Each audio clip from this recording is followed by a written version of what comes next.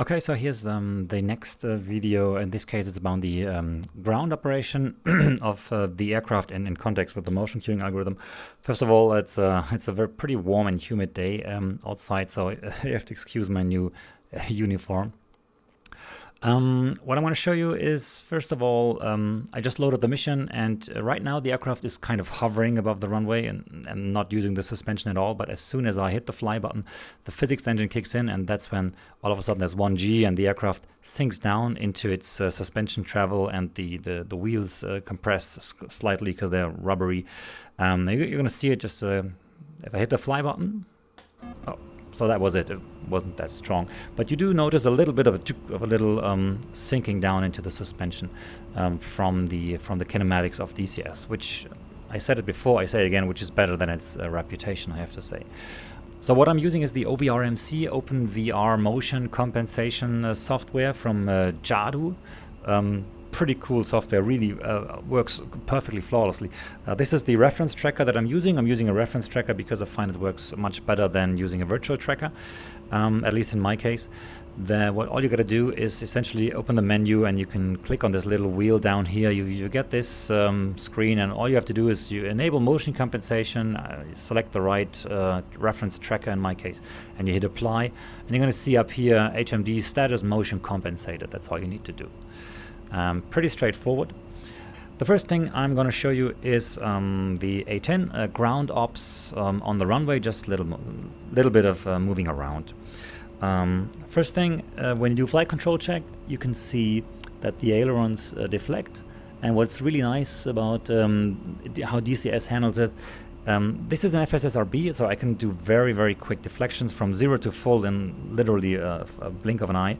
But this thing moves, like the stick moves in a dampened way, which is realistic. In real life, you just can't throw the stick around all that fast. You can do it quite fast, but not that fast. So you can see if I go from 0 to full deflection here, this thing moves a bit slower. So when going back, so there's a certain maximum speed at which you can deflect the flight control, which is really, really realistic. Same for pitch, and that's all very nicely done. One other thing I noticed is if you move the aileron, you can see it deflect up or down during the flight control check. That's nice.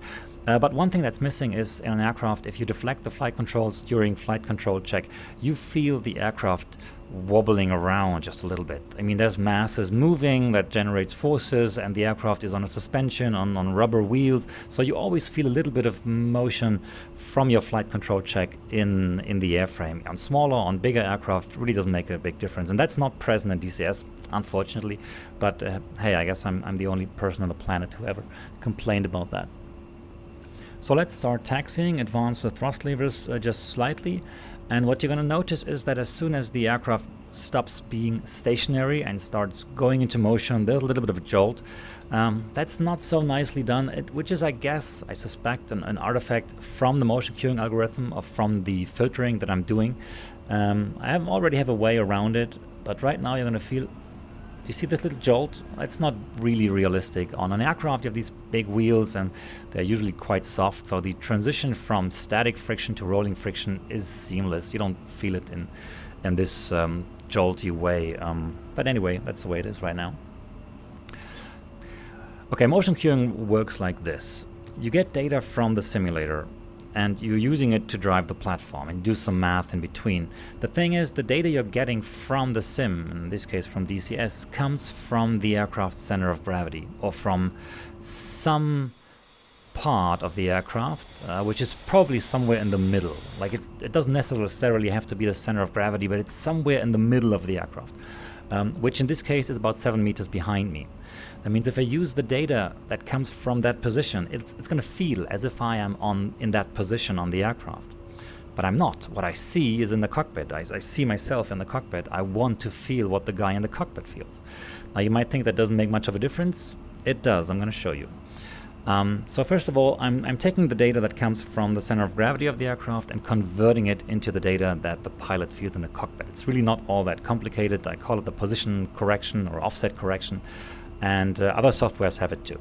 If you do it the wrong way, it ends up being jittery, but if you use the right delta value and the right delta time from the right sources, you can get it really, really smooth. It's actually very smooth and very fine here. So what I'm going to do is I'm going to show you a little bit of an S-turn, and I think, not sure if you can see it from the outside, but if I deflect the rudder left and right, I feel acceleration left and right, which doesn't surprise because the entire aircraft is subjected to left and right accelerations. But take a look at the aircraft from the top. Whoops, yeah, from the top. Not sure if you can, I hope you can see it. If I deflect the rudder, and the cockpit makes pretty strong left-right movements, like about 2 meters left and right of center line. That's a lot of motion. While the center of gravity of the aircraft, right here in front of me, barely leaves the center line. So the reason is the cockpit is just 7 meters ahead of the center of gravity, and I'm making these offset corrections for the displacement between the center of gravity and the cockpit in the longitudinal, vertical, and lateral directions, and that is very, very noticeable. I'm not sure if you ever had the pleasure of taxiing an aircraft in that kind of configuration with a nose wheel and the pilot sitting in front of the nose wheel. You feel a very, very strong left-right motion while entering and exiting turns. So that's this motion that I'm feeling right here. Even though the center of gravity barely makes any motion, the fact that the cockpit is so far ahead generates a lot of motion left and right. Something else I can show you, which is really cool about DCS, is this. Oopsala. So take a look at this. I'm trying to align. I'm trying to align the, as you can see here, the cannon with that dark line on the ground. And as soon as I deflect the nose wheel has a bit of a caster. That means, whoopsala, the axis of rotation of the nose wheel, if you project it downwards onto the ground plane, ends up just slightly ahead of the contact patch. That means if you rotate the nose wheel, the nose of the aircraft will yaw left and right, just ever so slightly. It's not that, if you don't know it, you probably never noticed it, but let me try to show you this. So the gun here is aligned with the black line on the ground. And if I deflect the nose wheel left and right, you can see it. You see that? Left. Sorry, it's left. Right. Maybe you can see it on the shadow. The aircraft is actually moving left and right. Also, if I show you from within the cockpit, have a look down here, you can see that the motion on the rig reacts. And that tiny little bit is because of the axis of rotation of the nose wheel just ending up slightly ahead of the contact patch and thereby generating a little bit of lateral motion. And it's really nicely done in DCS world. There's a little bug about the nose wheel steering that I reported and got rejected, but this part of it is really, really nice. So let's try to do a 180 here on the... Oh no, let's just continue straight ahead. Oh, by the way, this is a Larnaca airport, an airport where I flew into like long time ago. I actually parked a 757 somewhere between these lighting poles a while ago. And it's Larnaca VOR. It's a DVOR, Doppler VOR, and you could tell by these little 36 small antennas around the main antenna. Also, I think very nicely modeled here in DCS. So let's do a 180 on the runway. Oh wait, no, let's do something better. The aircraft right now is anti-skid on, so this anti-skid is off now. So anti-skid in an aircraft works different from in a car. In a car, the brakes are being applied until the wheel tends to, whoops, hit the master caution, until the wheels basically stop moving, like they block, and then they release it. So you get this kind of braking motion, which is essentially blocking, releasing, blocking, releasing. It works different in an aircraft. In an aircraft, you know your ground speed from the GPIRS position. It's a mixture between the GPS and the IRS position, and you know how fast you're supposed to go. So the brakes are being applied to slow the wheels down to about 85% of that ground speed, and thereby giving you the maximum braking coefficient of the wheels. Now, if I hit the brakes and anti-skid is off on the aircraft at about, I don't know, 50 knots, let's try this. So you can see brake is tilted, surge comes in, faded out. I feel the acceleration, now I feel the deceleration if I hit the brakes, if I hit the thrust back to idle, and if I hit the brakes now, I can decelerate the aircraft nicely, but it's not really stable. If I block it all the way, and you can see it veers off to one side and it kind of, it feels very, you see that? Which feels very weird. And what I just did is I left these black skid marks because the wheels were locking up. Interestingly enough, with about 30 seconds they will disappear. But the wheels have locked, and you could feel the moment when the wheels were locking, because the friction was different, and then you could feel how the lateral guidance all of a sudden was lost and the aircraft was spinning.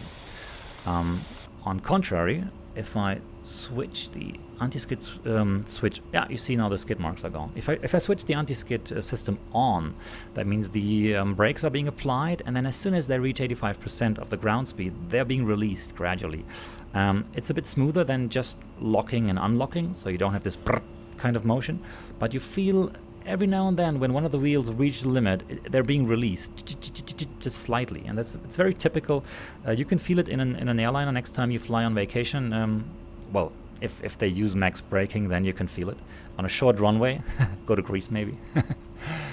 So you can feel the braking, and then you feel this occasional release of the brakes. It feels a bit as if like you were just hitting a patch of something slippery on the runway. That's not it. It's the anti-skid system just ever so briefly releasing the brakes. So let's try that in the opposite direction now.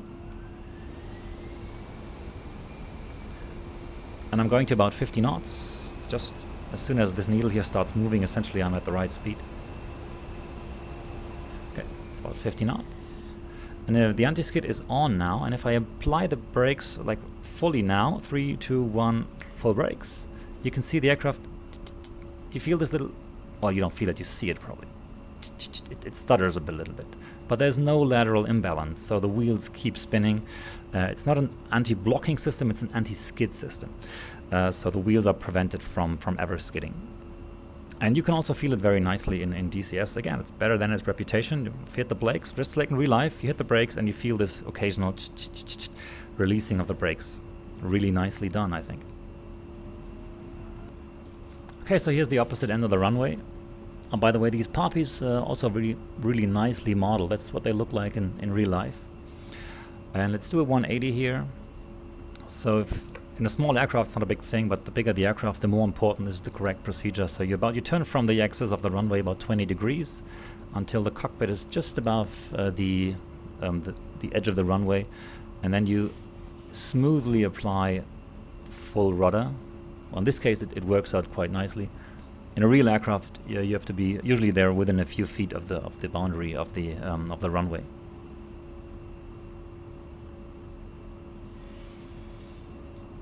Okay, so something else I'm going to show you about this position correction. The data that comes from the center of gravity, if you just drive around in circles, will just feel lateral acceleration. But because you are ahead of the center of gravity, you will feel lateral acceleration as well as longitudinal acceleration. I can show you out on a diagram here. Essentially, because you are ahead of the center of gravity and you are ahead of the point of rotation, the pivot point during a ground turn, that means you're experiencing a certain part of the lateral acceleration of that centrifugal force in the longitudinal direction. So if you make a 360, the rig will tilt sideways and forward, and that's perfectly fine because that's how it is in real life. You're going to be feeling as if you're pulling forward into your seat harness during a turn on the ground. So if I continue to drive around in circles here, again, not standard operating procedure for an A10 before takeoff, but if you want to do it, this is what it feels like, and you should see that the rig is tilted sideways and to the front. It's because I'm not rotating around a point that is on my 3 o'clock. I'm rotating around a point that is on my 4 to 5 o'clock. So I'm rotating around that point back here underneath the wing. That means I'm being subjected to forward forces in the cockpit.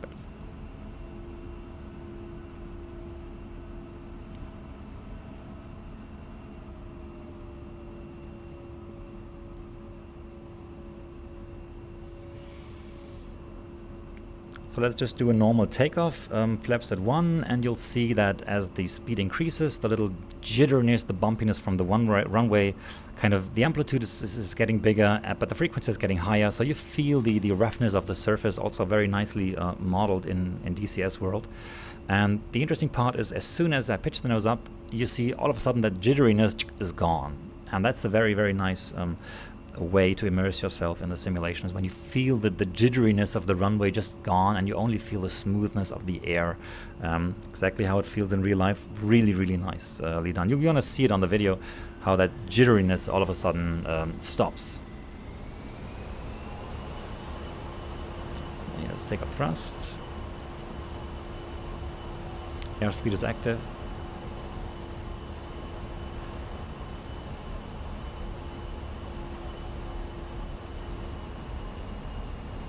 Here's about 120 knots. I'm gonna pitch up the nose. The nose wheel leaves the ground. The main wheel, now it's gone. You could feel the nose wheel lift off, and then the main wheel still generating some jitteriness. And then as soon as those are up in the air as well, it's perfectly smooth. So let's gear up. Oops. Gonna leave the flaps at 1, and I'm gonna do a, well, the tightest possible pattern would be a kind of a 60-40 procedure turn.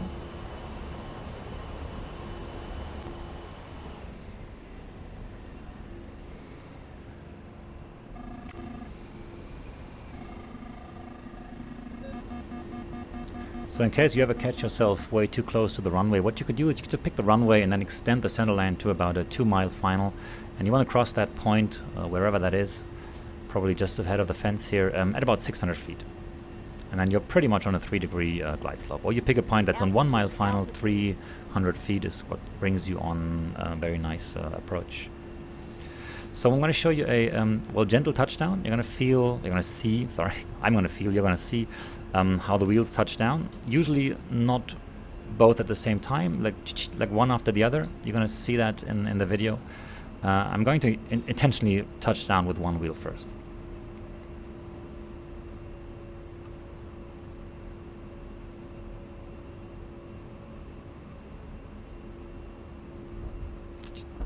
You saw that, like I felt like two points of impact, and then the nose wheel on the ground as well. So the power comes back in, flaps are 1, and there's nose wheel lift off,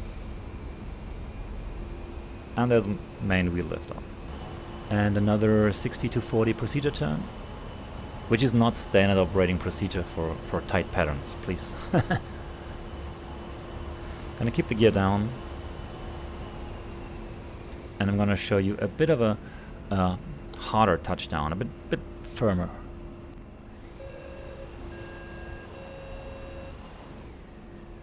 Altitude. So this is a pretty steep approach angle, about 6 degrees to touchdown, and let's try to do a really firm touchdown.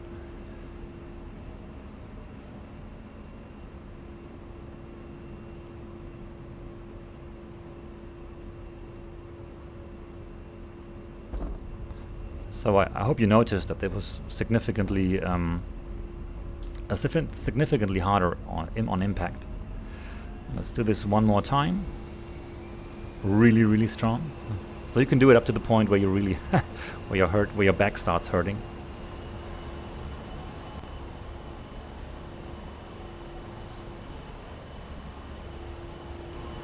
So while I'm up here on downwind, I can show you the speed brakes deflecting. If you extend the speed brakes like here, you can see it. And you can also feel it in the motion. Like it's not that much. At low speeds, they're not that effective. But I can feel the deceleration, and you should see the rig tilted down just slightly. And when I retract them, the tilt should go back to where it used to be. Speed brakes are usually most effective at very high speeds. Like everything above 300 knots is really effective. And anything below like 200 or 180, something like this, they lose effectiveness very quickly. So if you want to use them to lose energy, be fast.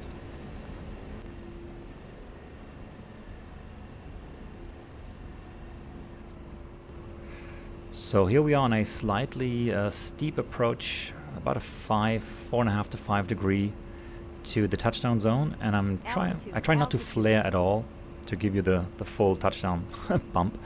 It's going to be at about, I would guess, to be about 700-800 feet a minute, which is like 3 times what you would normally do, and everything over 360, I guess, would be considered a hard landing.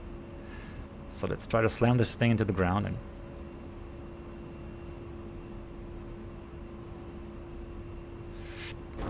okay. Well, that was a bit stronger than the last one. Okay, braking the aircraft, decelerating again, anti-skid switch is on, so I can just apply the brakes. I still maintain lateral control. The jitteriness from the runway kind of goes down. And I can maintain, usually I can maintain lateral control.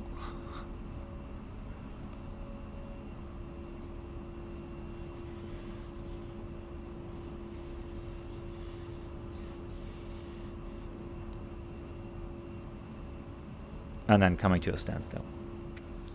So